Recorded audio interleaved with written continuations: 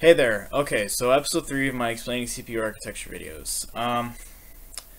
Today we're going to be bringing the concepts we already know into a lot more realistic situation. We're not going to be touching on more modern CPU architectures for at least a couple more videos, and I know obviously you probably want to get into something that's a lot more up to date or more applicable to what you'd be looking out to today, but again, if we want to do this right, we got to do it slowly, and we got to slowly bring up the understanding of the content. So, today we're going to be understanding the architecture as a system, and with that we're going to be using a tool called block diagrams. Now, block diagrams you will see a lot of if you're going to be researching CPU architecture. There's pretty much a block diagram, multiple block diagrams even, on pretty much every CPU architecture there is out there. So if you're gonna get into the area, then you really should get used to block diagrams. They're pretty simple to follow, but if you're not used to them, then we're going to be using them today. And they're not even used just for CPU architecture. It's used for GPU architecture and other stuff. They're not even isolated to technology. They're used in all kinds of science fields and mathematics fields and all that kind of stuff. So block diagrams we're going to use a lot. Anyways, this is just a mock architecture kind of block diagram that I did up. This doesn't reflect any real architecture. It just has some of the parts that other architectures would have in modern day, and I'm still missing out on some parts, or some very vital parts, because of complexity, such as I have no branch prediction, I have no SIMD, this just has some of the components in an architecture that are very key to understand to really get a good understanding of CPU architecture and what the parts they would have in a modern system. So we're just going to take a couple instructions and we're going to run it through and see what all the parts in this little diagram do, what they would be like in an actual CPU architecture, what their job is, what their role is in the CPU architecture. Their role and their job sound the same, but they not exactly the same, and just kind of get you I'm trying to think of a word, but get you comfortable with reading a diagram that would have many components in it with varying jobs. They're all very different. Anyways, just in case you forgot, machine cycle, fetch, store, or fetch, decode, execute, store, and we have that in this. Basically, we have up here, I'm sorry if this is hard to read, I'll read out everything, but it should be visible to read most of the stuff in here. But up here we have instruction fetch. I know it says instruction fetch unit 2 instructions, but again, it's more complicated in real life, so I had to bring it down to a little more depth. So you have your instruction fetch. Over here you have your decoders. I drew 2 decoders. Over here you have your ALUs, which would be an arithmetic logic unit. There's many kinds of execution units in a modern architecture, and the ALU is one of the most commonly used ones and one of the more integral ones, but they're certainly not the only ones, as some people only have the understanding of. So you have your execution here, and then your store would be over here with the LSUs and the data caches and all that. So there's other parts in between, like these and these, and there's lots of stuff in here, but today we're just going to take some instructions, throw it through the diagram or the mock architecture, and see what every part does. Okay? So we're just going to do 2 instructions. We're going to do A plus B equals C, with A being 1, B being 2, and C we don't have yet, obviously. And then we're going to do M times C, or sorry, not C actually, I don't want dependencies.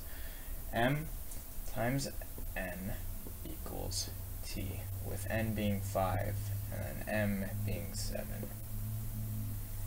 And we don't have T yet, obviously. So these 2 instructions would be integer instructions. Now, I'm not going to make a differentiation between an integer instruction, a branch instruction, a SIMD instruction, or a floating point instruction, or anything. There's a lot of instructions, so I'm not going to explain the types, but take note that these are integer type instructions. And this is a simple addition, the A plus B, and this is a simple multiplication, the M times X. And they both use the same unit, by the way, for this. Okay. So it's going to be kind of abrupt change, but we're just going to go straight into it. So right at the top, by the way, it goes from the top down, and the little lines aren't necessarily directional arrows, they're just kind of like connection arrows. And the arrows are just kind of like, this is the general flow of things, but not necessarily that the flow can go up and down. Anyways, let's take a plus b equals c and throw it through this. So right up at the top, we have something called an instruction fetch unit. You will have this at the top in pretty much all architectures. Now, sometimes you'll look up a block diagram, such as the Apple Cyclone or the Apple Swift, and you won't see these. This is because block diagrams, block diagrams are mainly released sometimes for marketing, oftentimes for programmers, and many times for analysts. They don't always have every part detailed in order to keep secrecy. Instruction fetch units in the mobile sector haven't gotten a lot of release, basically. I guess mainly because Apple and Qualcomm, they haven't released many diagrams with their instruction fetch units being detailed. I guess they just thought it would be better to keep that a secret. Anyways, at the top, we have our instruction fetch unit. Every architecture needs one, whether it's depicted in whatever diagram you're looking at or not. You need it. And what the instruction fetch unit does is it fetches the instruction. What it will do is fetch what to do, whether you have to add, multiply, divide, what are you doing with it, and then the addresses of A and B. Now, why don't you get 1 and 2 is because this unit here can't interact directly with memory in that way with the data.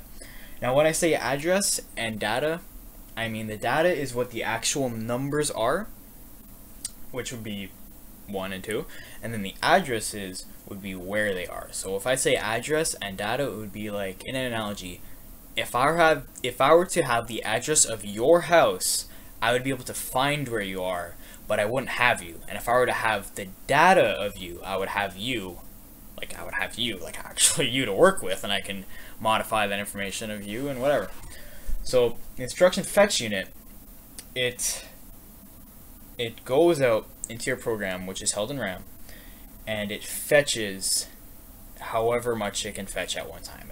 In this case, it's 2 instructions. Usually it'll be listed in how many bits it can fetch at one time, or how many bits it can work with at one time. In this case, we're just going to do 2 instructions to simplify it. So it'll fetch 2 instructions, but we only have 1 for now. We only have this, so it'll fetch that. And this is, we're going to call this instruction add, all capitals.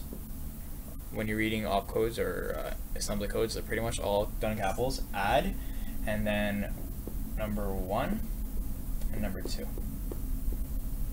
Now, number 1 and number 2 would basically be a lot more complicated addresses. It would be along lines of like 0x, and then you would have a long hexadecimal number, or a different kind of layout for the instruction for the AGU to work out. But we're not going to get that complicated again. It's very complicated. So add number 1 and number 2. Number 1 is A, number 2 is B, and these are the addresses. Number 1 is the address, and number 2 is the address. And we don't have the 1 or 2 yet. We only have A and B. Anyways, from the instruction fetch unit, now that we know what we're doing and where the addresses of what we're doing that thing to, we're going to move down. And the next thing is the L1 instruction cache. What this cache does is it will basically take the instruction and forward it back into a cache. A cache is basically a storage unit that is very fast, very physically close to the CPU core. In this case, it's pretty much in it.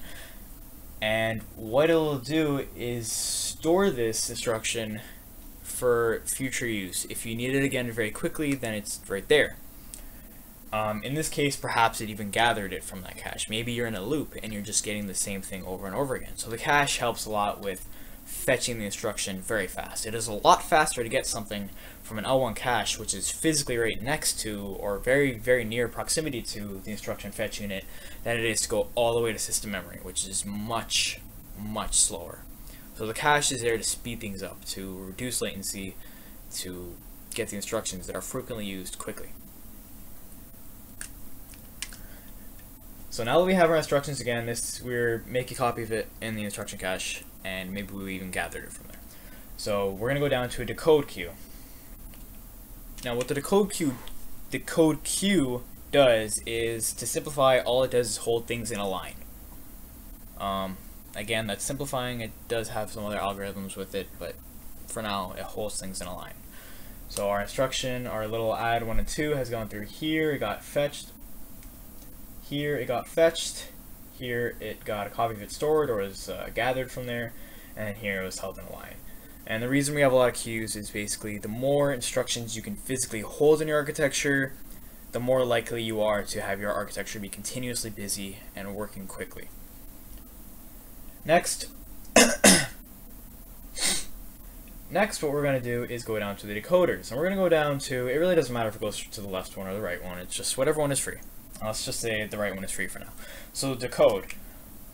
What the decoder does is break down add 1 and 2, or as it would be a little bit easier to look at, it would be like 1 add number 2. And then we have to be equal number 3 because you have to store the results somewhere. So we're going to give it an address to store the results, and I forgot to add that on. Apologies. What the decoder does is it breaks down this instruction here into very simple steps that can be done internally. Now, what you would have is, let me just take this off. What you would have is a list like this. You would have load, I know you can't see this, I'll show you later. Load number 1, load number 2, sorry, I made a mistake. Number 1, number 2, add 1 and 2, and then store number 3. Okay, you can see that over here. So you would break down that one instruction into 4, and what the first instruction does is it gathers from the address 1, or the address of A, 1, and what the second operation does is gather the data from the address 2. It adds them, and then it stores the result.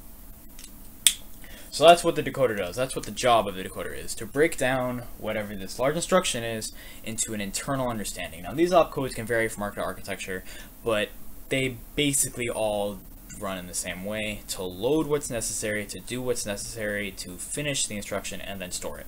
So we broke down our one instruction into 4 simpler steps. Now these will go over here to the post-decode queue. Again, this is just a queue. Don't need to explain it again. So now the post-decode queue will hand it to something called a scheduler. Now a scheduler is extremely important. This is a make or break component of an architecture. If you could have an amazing architecture everywhere, and if you have a bad scheduler, it's garbage. The whole architecture will perform awfully.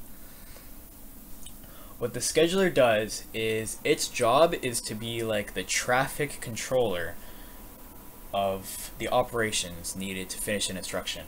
It will dispatch all these instructions to the right place. It will hold all the data values needed, or hold them in registers, which I haven't detailed. It will dictate in what order everything goes, where everything goes, etc., etc.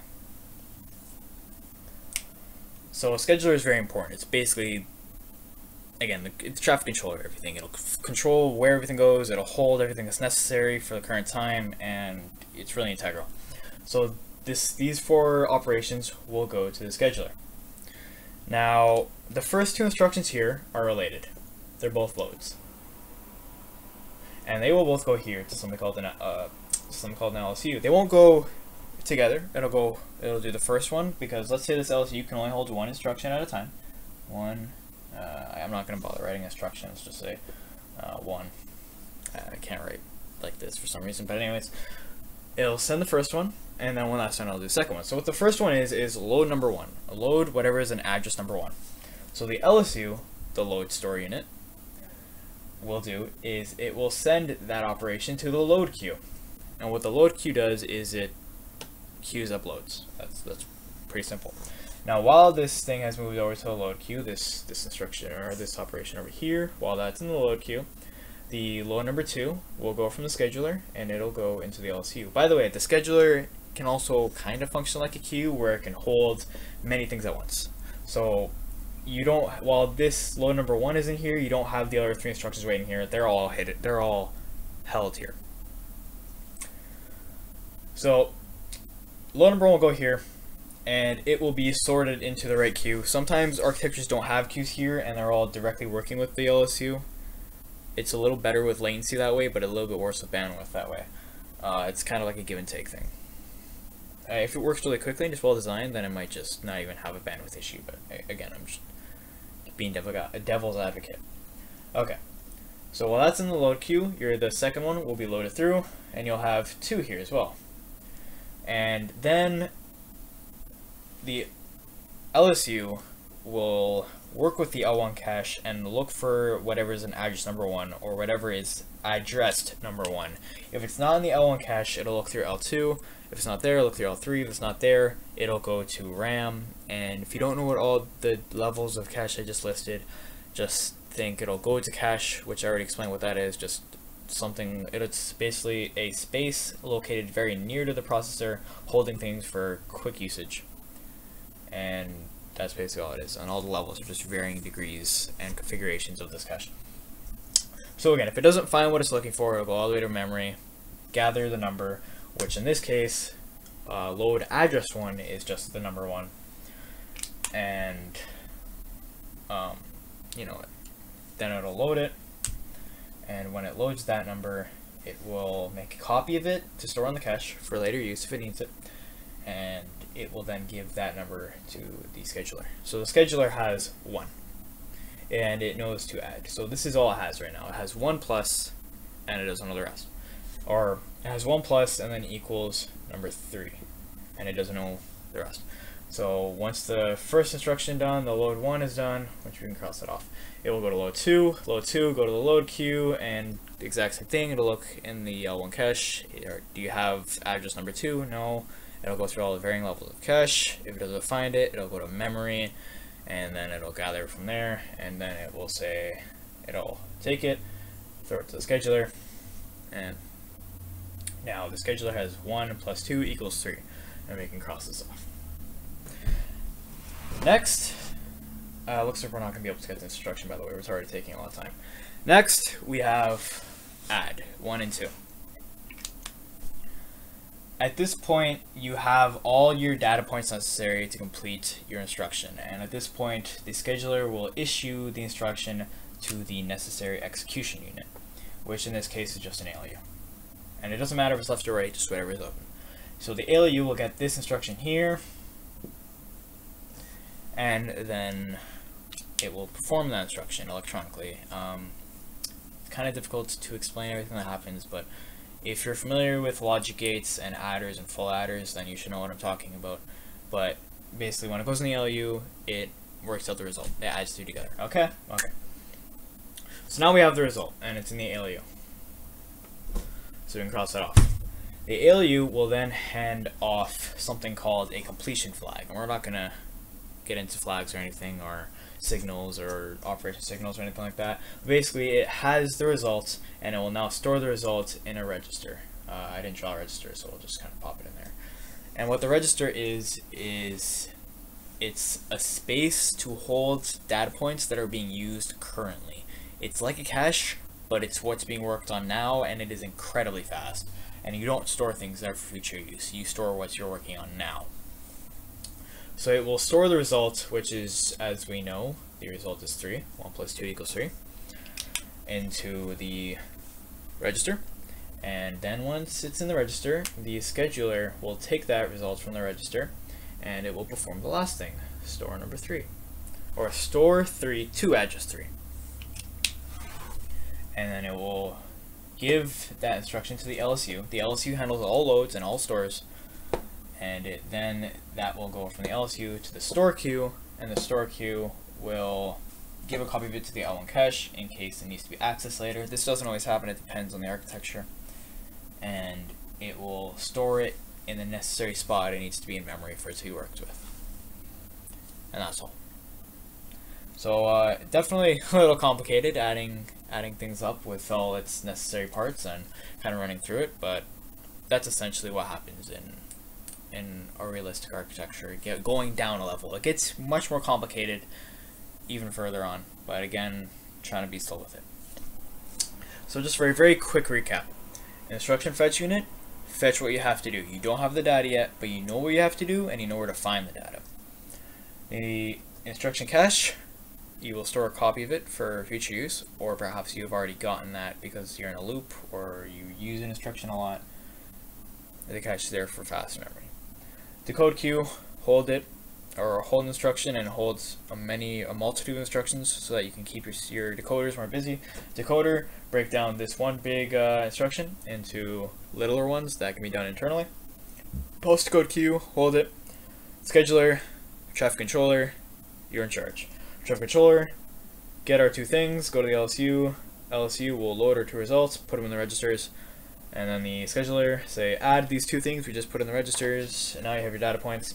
The ALU will do that, give you the result, and then it'll tell the scheduler done, store it. Scheduler say we're done, we're going to store it. LSU, can you store this result for you? Thank you. Or thank you. Or store this result for me, thank you. And then the LSU will go down the store queue and it will store it in the L1 data cache, a copy of it in the L1 data cache, as well as its necessary spot memory. So that's basically what we're trying to do. We're trying to bring what we know and make it more complex or more realistic of the concepts we have. So hope you learned a lot. This is a very transitive episode, learning some stuff that we'll need for later on, very fundamental stuff. And you know, if you don't understand it the first time, try to get it the second time. If you have any questions, just leave it in the comments or send me a private message. I'll get back to you as soon as I can. Yep, so that's about it. Alright, hope you learned a lot. Bye.